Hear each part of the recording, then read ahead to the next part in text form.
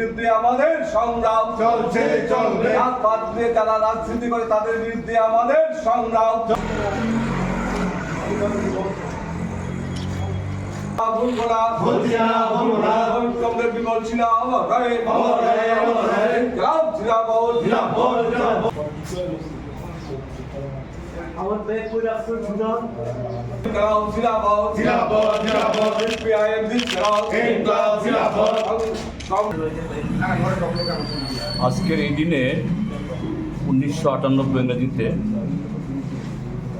কমলপুরে এই ধলাই নদীর পারে আভাঙ্গাতে আমাদের রাজ্যের চতুর্থ বামফ্রন্ট মন্ত্রিসভার যে সদস্য এবং পার্টির নেতা কমরেড বিমল সিংহ এবং তার ভাই বিক্রম বিদ্যুৎ সিংহ তারা সন্ত্রাসবাদী লেফটির হাতে খুন হয়। এই 31শে মার্চ 1998 এটা যে চতুর্থবার বামফ্রন্ট মন্ত্রিসভা তৈরি হবার পর এক মাসও অতিক্রান্ত হয়নি। সেই নির্বাচনে বিপুল ভোটে বামপন্থী ফ্রন্ট এবং কমরেড বিমল সিনহা বিশাল মার্জিন নিয়ে কমলপুর কেন্দ্র থেকে জয়লাভ করে তিনি মন্ত্রী হয়েছিলেন। এনএলএফটি তারা কারা? যারা সেই নির্বাচনে বামফ্রন্টকে হারানোর জন্য ওভারটাইম করেছিল। এই শক্তি এখন বর্তমান যারা শাসক দল নানা নাম নিয়ে কেউ কেউ সরাসরি এই দলের ভেতরে, আবার কেউ কেউ পরোক্ষে মিত্রশক্তি হিসাবে ত্রিপুরার যে বর্তমান শাসক দল তাদেরকে শক্তি যোগাচ্ছে।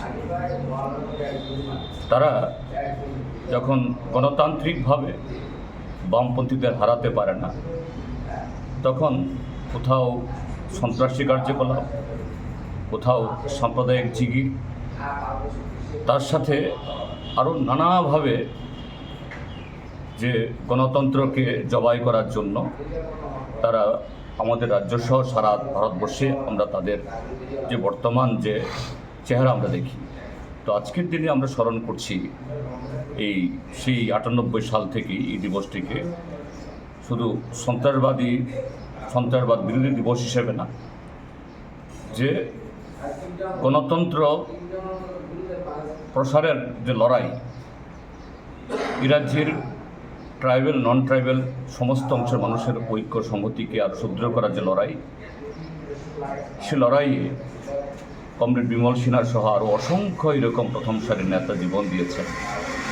আমরা তাদের এই লড়াই, তাদের এই সংগ্রাম, অসমাপ্ত যে কর্মধারা, এটাকে এগিয়ে নিয়ে যাওয়া আজকের দিনে সাম্প্রদায়িক ভারতীয় জনতা পার্টি তারা এইভাবেই বিভিন্ন সাম্প্রদায়িক শক্তি হয়তোবা গণতন্ত্রের আলখাল্লা পড়ে তারা সাংঘাতিক গণতান্ত্রিক দেখান, কিন্তু এই শক্তি কখনোই এই রাজ্যের মানুষের যে বিভিন্ন সম্প্রদায়ের মধ্যে সংহতি, তার গণতান্ত্রিক চেতনার বিকাশ এবং সার্বিক উন্নয়ন চান না, আমরা লক্ষ্য করি। কাজে আজকের এই দিবসটি খুবই তাৎপর্যপূর্ণ।